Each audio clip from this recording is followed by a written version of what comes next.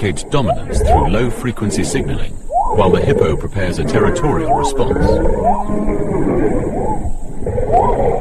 The giraffe issues another low-frequency call, its neck flexing mid-note. The hippo takes its time, returning the challenge on its own beat.